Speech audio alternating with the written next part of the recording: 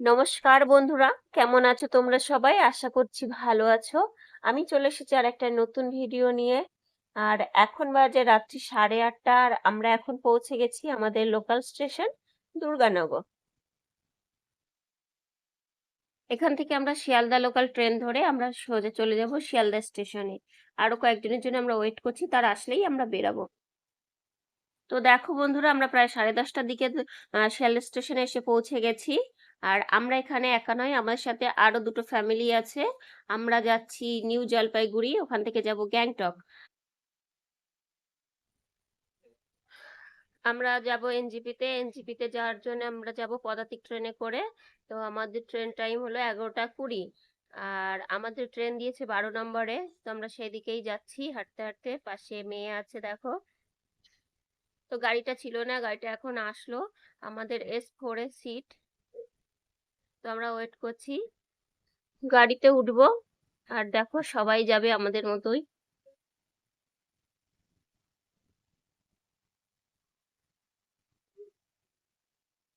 তো আমরা গাড়িতে উঠে গেছি। আর যেহেতু এখন রাত্রির 11টার বেশি বাজে, তার জন্য আমরা আর বেশি গল্প গুজব করবো না। কথা হলো যে খাওয়া দাওয়া সেরে ঘুমাবো। সারা রাতটা ট্রেনের মধ্যে ঘুমিয়ে কাটাবো। সকালবেলা যখন ঘুম ভাঙলো তখন দেখি আমরা কিশনগঞ্জ পৌঁছে গেছি, এটা বিহারে। সারাটা রাত তো অনেক কষ্ট করে ঘুমাতে হয়েছে। আমাদের পাশে একজন ছিল, সে এত নাক ডাকে বাপরে বাপ।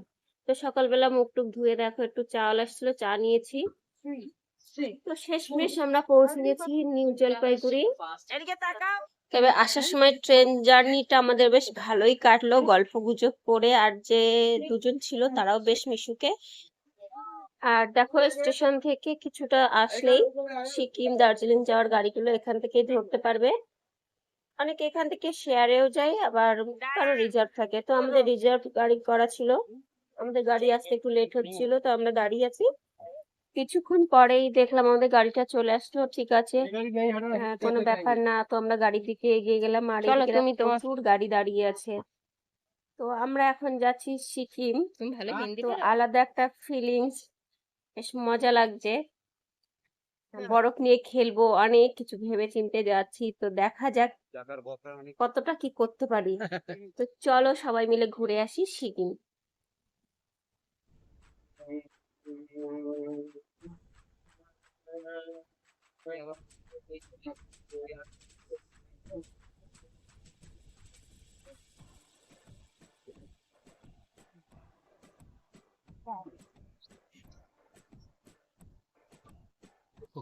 নিউ জলপাইগুড়ি স্টেশন থেকে সিকিম যাওয়ার পথে রাস্তার দুই ধারে এরকম জঙ্গল দেখতে পাওয়া যায়। অনেকটা এলাকা পর্যন্ত এরকম জঙ্গল দেখতে পাওয়া যায়।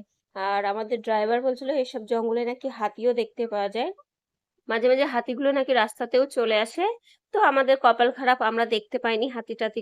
আর এখানে সকালে ব্রেকফাস্ট করার জন্য আমাদের গাড়িটা এই সেবকের এই রেস্টুরেন্টের সামনে এসে দাঁড়ালো।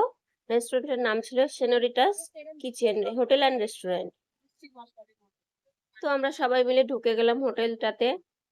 তো আমাদের নিচে বসতে দেয়নি, উপরে নিয়ে গেছিল সোজা। কিন্তু উপরে গিয়েও দেখি কোনো টেবিল খালি নেই। তারপরে কি করলো, রেস্টুরেন্টের লোকগুলো আমাদের জন্য একটা টেবিল অ্যারেঞ্জ করে দিল। নিউ জলপাইগুড়ি থেকে এই পর্যন্ত আসতেও অনেকটা টাইম লেগে গেছে আমাদের।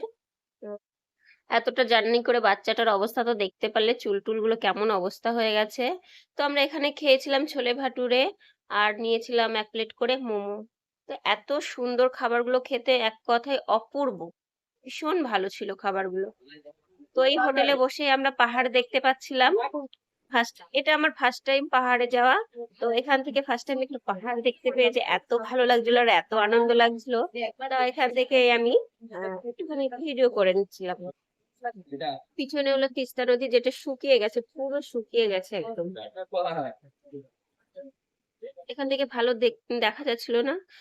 তো সেবক থেকে আমরা বেরিয়ে গেছি এই রেস্টুরেন্ট থেকে। তারপরে বেরিয়ে দেখি রাস্তার দুই ধারে শুধু পাহাড় আর পাহাড়। আর আমরা পাহাড়ি রাস্তা দিয়ে গিয়ে চললাম গ্যাংটকের দিকে।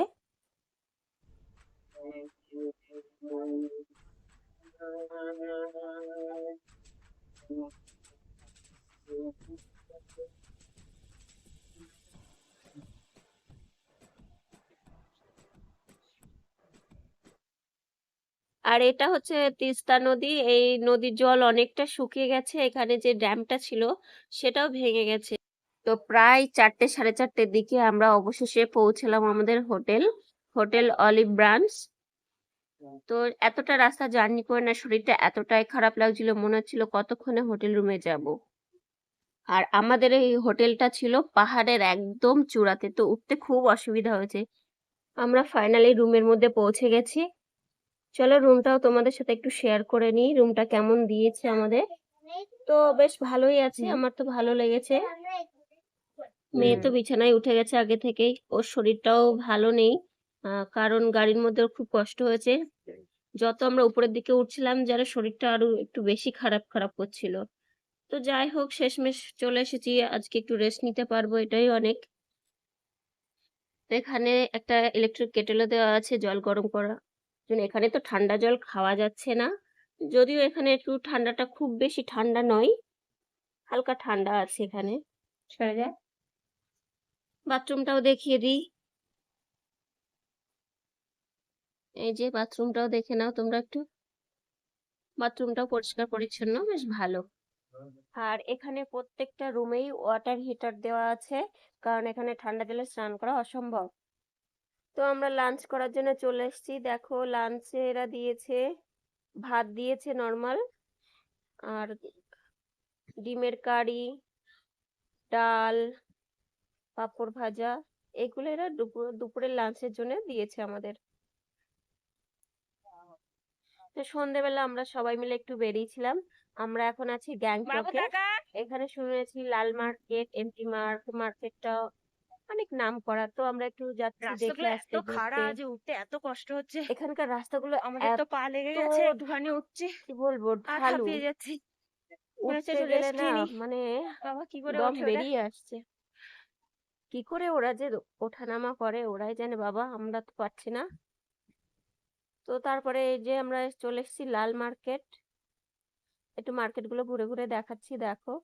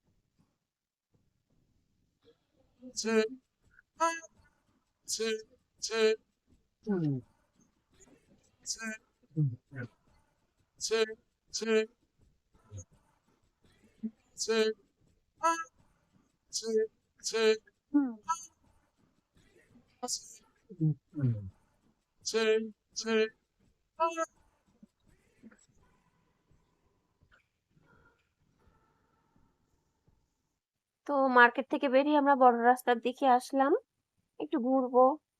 তো জায়গাগুলো এত সুন্দর না, রাস্তার মাঝখান দিয়ে এইভাবে ফুল, সব ফুল রাখা আছে, এত সুন্দর লাগছে জায়গাটা দেখতে।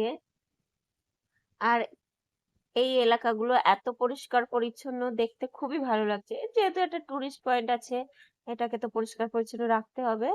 আর যেখানেই যাবে, যে রাস্তায় যাবে সেই রাস্তাতেই সারা রাস্তা ফুল আর ফুল, এত ভালো লাগছিল দেখে। আর আর এখানে দাঁড়িয়ে আমরা একটু ফটো তুললাম, ভিডিও করলাম। আর ঠান্ডা ঠান্ডা ওয়েদারে আমরা একটু 1 কাপ করে চাও খেয়ে নিলাম। আর এই 1 কাপ চায়ের দাম নিয়েছিল 20 টাকা করে। আর চা খাওয়া শেষ করে আমরা এখন ফিরে যাব হোটেলের দিকে, কারণ অনেকটা রাস্তা যেতে হবে আর হাঁটতেও হবে অনেকটা। তো বন্ধুরা, আমরা 9টা বাজে আর এখন আমরা রুমে চলে এসেছি। হোটেল থেকে আমাদের বলে দিয়েছিল 9টা 9:30টার মধ্যে ডিনার দেওয়া হবে, তো 9টার মধ্যে আমাদের হোটেল রুমে ঢুকতে হবে। আমরা গেছিলাম একটু এমজি মার্ক বা মার্কেট, লাল মার্কেট এগুলো দেখে আসলাম আর কিছু কেনাকাটা করে আসলাম। তো এখন ডিনার করে এসে আমাদের আবার প্যাকিং করতে হবে। কালকে আবার বেরানো আছে সকাল 8টার সময়। এখান থেকে ব্যাগের থেকে জিনিসপত্র বের করেছি আর ব্যাগটা পুরো অগোছালো হয়ে গেছে, এখন আবার না গোছালেই নয়। কালকে সকালে হবে না, 8টার মধ্যে আমাদের বেরাতে হবে। তো যা কিছু করার আজকেই করতে হবে। আর এখানকার রাস্তাগুলো এত ঢালু আর খাড়া খাড়া, খুব কষ্ট হয়েছে উঠতে আমাদের। খুব টায়ার্ড হয়ে গেছি। কোনো মতে এখন ডিনারটা সেরে ব্যাগটা গুছিয়েই শুয়ে পড়বো। তো কালকে সকালে আবার দেখা হবে, আমরা কোথায় যাচ্ছি তোমাদেরকে দেখাবো। আর সঙ্গে থেকো। আর আমার ভিডিওটা ভালো লাগলে একটা লাইক সাবস্ক্রাইব করে দিও, প্লিজ। 9:30টায় খাবার দেওয়ার কথা, এখন বাজে 10টা। এখন খাবার খাওয়ার জন্য ডাকছে, তো আমরা রেডি হয়ে চলে যাচ্ছি খাবার খেতে। চলো তোমাদের দেখাচ্ছি আজকে ডিনারে কি কি আছে। রাতের ডিনারে আমাদেরকে দিয়েছিল রুটি, মাংস, স্যালাড আর দিয়েছিল আচার।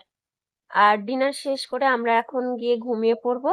দেখা হবে আবার কালকে আরেকটা নতুন ভিডিওতে। কোথায় কোথায় যাচ্ছি তোমাদের সাথে সবই শেয়ার করব। Thank you, bye by.